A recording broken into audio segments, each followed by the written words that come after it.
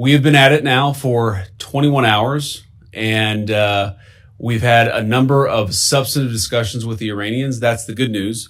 The bad news is that we have not reached an agreement, and I think that's bad news for Iran much more than it's bad news for the United States of America. So we go back to the United States having not come to an agreement. We've made very clear what our red lines are, what things we're willing to accommodate them on, and what things we're not willing to accommodate them on. And we've made that as clear as we possibly could, and they have chosen not to accept our terms. Clinker beshi thakle cement beshi khati. Anwar Cement. Well, I won't go into all the details because I don't want to negotiate in public after we've negotiated for 21 hours in private. But the simple fact is that we need to see an affirmative commitment that they will not seek a nuclear weapon, and they will not seek the tools that would enable them to quickly achieve a nuclear weapon. That is the core goal of the President of the United States, and that's what we've tried to achieve through these negotiations.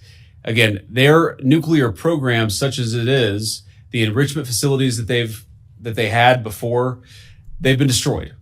But the simple question is, do we see a fundamental commitment of will for the Iranians not to develop a nuclear weapon, not just now, not just 2 years from now, but for the long term? We haven't seen that yet. We hope that we will. We just could not get to a situation where the Iranians were willing to accept our terms. I think that we were quite flexible. We were quite accommodating. The president told us, you need to come here in good faith and make your best effort to get a deal. We did that. And unfortunately, we weren't able to make any headway.